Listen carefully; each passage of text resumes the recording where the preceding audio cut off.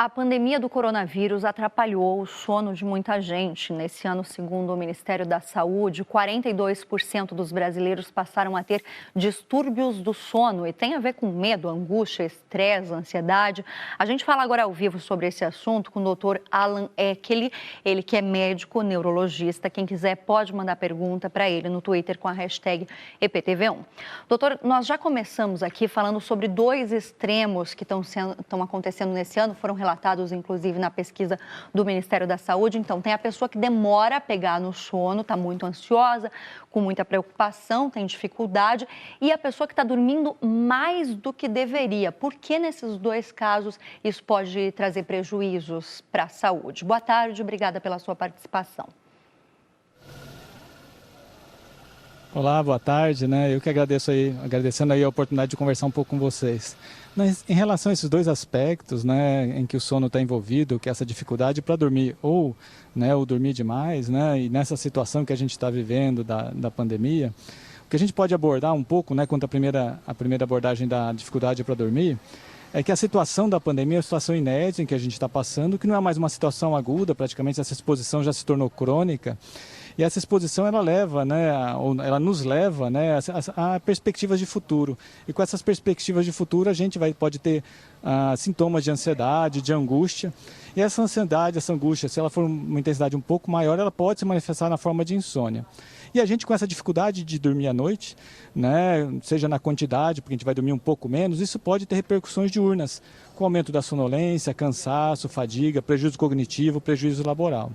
Por outro lado, naqueles indivíduos que estão se relatando que estão dormindo demais, isso pode ser duas situações. Numa situação inicial, pode ser porque ele está dormindo mal, então você tenta compensar esse dormindo mal, essa baixa qualidade de sono, tentando aumentar o tempo total de sono. E outras vezes isso vai mais para aspectos emocionais, o sono talvez como sendo uma fuga, você tendo dificuldade de lidar com esses desafios da vida, da pandemia, do desafio financeiro, desafio de trabalho, e você tendo o sono como uma fuga. Então eu acho que teria esses dois aspectos, um quanto à insônia e o outro quanto a esse excesso de sono. NET está participando em peso aqui da nossa entrevista. Vou começar com a dúvida do Leonardo. Ele quer saber se Coca-Cola e café tiram o sono, acabam ainda prejudicando toda essa situação de ansiedade que a gente está vivendo.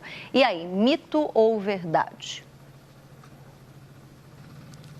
Uma boa pergunta, A Coca-Cola, e o café, eles têm uma substância que a gente é conhecida nossa, que chama cafeína. A cafeína, ela promove vigília, ou seja, deixa a gente acordar, ela aumenta o nosso nível de alerta. Então, o ideal, para quem tem dificuldade para dormir, é evitar substâncias que tenham cafeína, até 6 horas do horário desejado de dormir. Ou seja, se a pessoa quer dormir lá pelas meia-noite, ela deve deve fazer a ingestão de cafeína até às 18 horas. Para algumas pessoas, entretanto, a cafeína não tem qualquer problema, mas o ideal para quem tem insônia, então, é evitar essas substâncias que contenham a cafeína.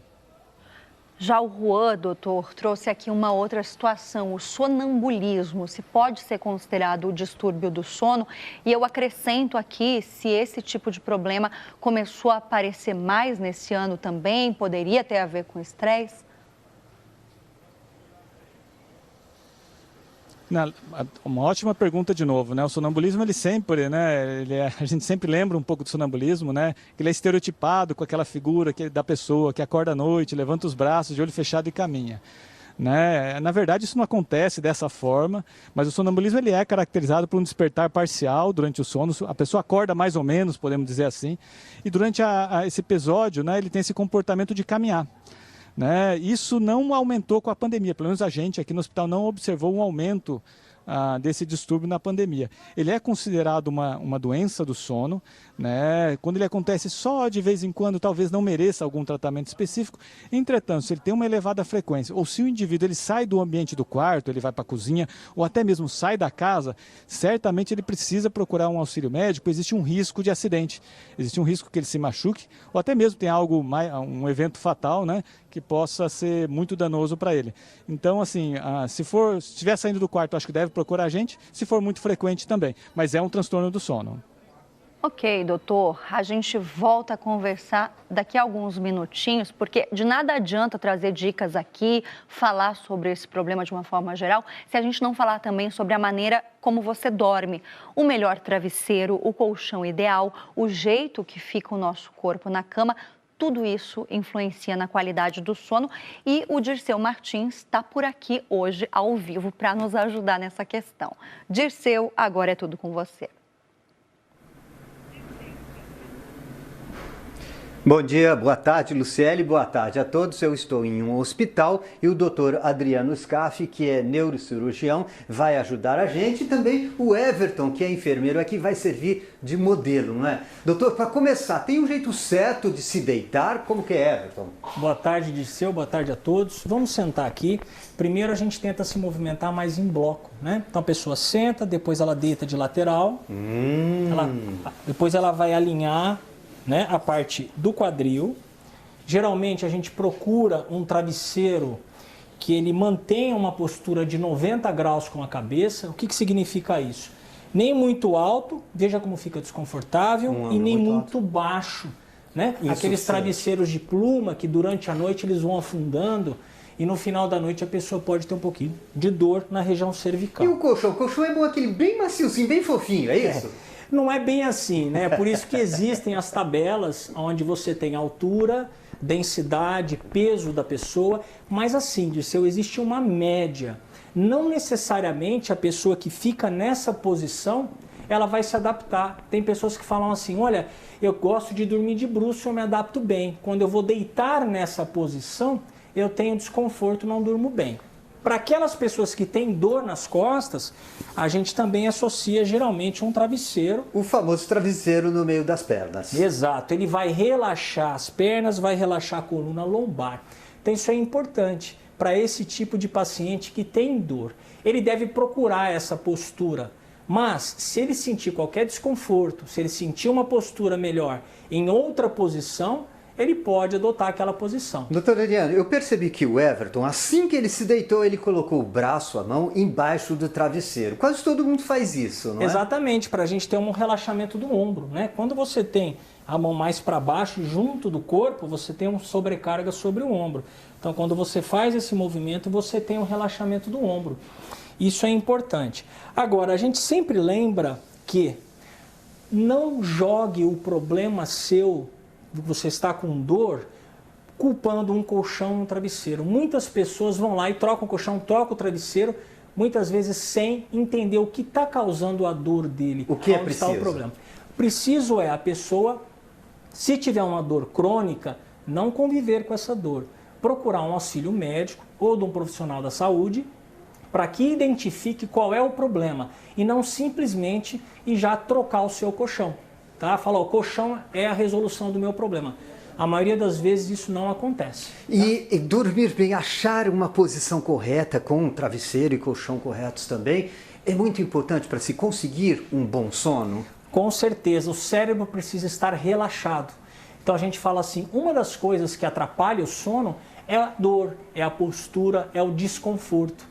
Né? E para que a gente consiga relaxar o cérebro, para que ele possa dormir bem e, consequentemente, também aliviar a dor, porque um cérebro que não descansa, você tem um aumento da dor, é procurar uma postura mais adequada durante o sono. Tá ok. Doutor Adriano Scaff, muito obrigado. E, Luciele, agora a gente vai falar baixo, porque o Everton está quase dormindo já. Então, vamos deixar ele bem tranquilinho ali e de volta com vocês. Quem acabou de almoçar tá com um soninho, agora vendo essa imagem aí vai dar um sono mesmo, até uma invejinha aí do Everton. Obrigada, doutora Adriano Scaff, obrigada, Dirceu Martins, pela participação de vocês. E por falar em cochilo depois do almoço, esse é o meu assunto agora aqui. Volto a conversar com o doutor Alan Eckerle, justamente para falar sobre home office. Muita gente passou a trabalhar de casa nesse ano de pandemia, doutor, e aí acaba dormindo à tarde. Tem um tempo mínimo para esse cochilo? É importante? Faz bem para a saúde? Essa pergunta, né, a respeito do cochilo, ela é bastante interessante. A gente pode explorar da seguinte maneira. O cochilo, para quem tem insônia, ou seja, o cochilo para quem tem essa dificuldade para dormir ou acorda muito à noite, ele deve ser proibido, ele deve ser evitado. Entretanto, para as pessoas que não têm insônia e têm essa vontade ou têm esse hábito do cochilo, habitualmente após o almoço, ele não é deletério, né? Habitualmente é o que a gente chama de cochilo revigorativo, né? A duração é variável de acordo com a necessidade do indivíduo.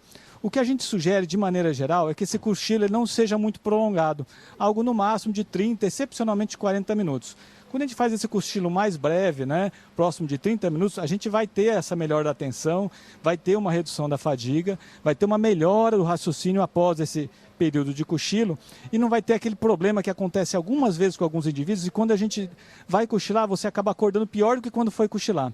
Esse fenômeno de você acordar pior do que quando você foi iniciar o cochilo acontece quando a gente faz cochilos um pouco mais prolongados, né, acima de 40 minutos. Então, só para a gente resumir aqui, se for cochilar, se você optar por cochilar, né, você só deve fazer isso se você não tiver insônia. E caso vá fazer, faça até no máximo por 30 minutos. Doutor, agora a gente ainda não falou hoje aqui sobre ronco, né? E o Toloizete está trazendo essa situação. E aí, o ronco prejudica a saúde da gente? Mito ou verdade, doutor? Não, isso é uma verdade, tá bom? O ronco, ele é uma das manifestações, né, de uma obstrução da via aérea, ou seja, a gente tem a garganta, né, e através da garganta a gente come, através da garganta a gente fala e através da garganta a gente respira. Se quando eu estou dormindo, né, está fazendo o barulho do ronco, quer dizer que a minha garganta está fechando. Esse sintoma ele é muito frequente numa condição do sono, que é chamada apneia do sono. A apneia do sono, essa condição específica do sono, em que existe fechamento da via aérea enquanto a gente está dormindo, ela pode causar sintomas diurnos de cansaço, fadiga, sonolência, prejuízo cognitivo e, infelizmente, essa condição está associada a outras comorbidades, ou seja, outras doenças como a hipertensão arterial, né, o diabetes, o infarto agudo miocárdico, o AVC. Né? Então, assim, se o indivíduo está roncando e tem algum desses sintomas diurnos, né, ele deve procurar um profissional de saúde para que possa elucidar se ele tem ou não tem apneia e, caso tenha, fazer o tratamento específico. Agora vamos com dicas, então, aproveitando inclusive o gancho aqui, a pergunta da Camila. Como conseguir dormir cedo, doutor?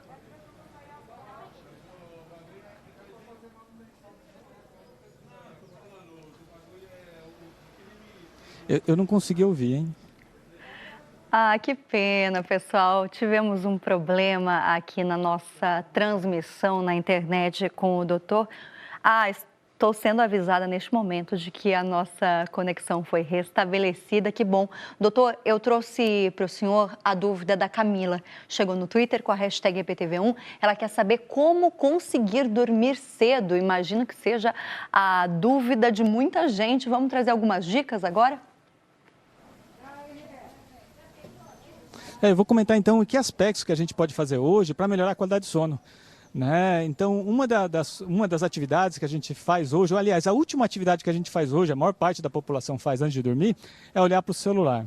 Se você olhar para o celular de uma maneira breve, para olhar o horário, acertar talvez o despertador, tudo bem.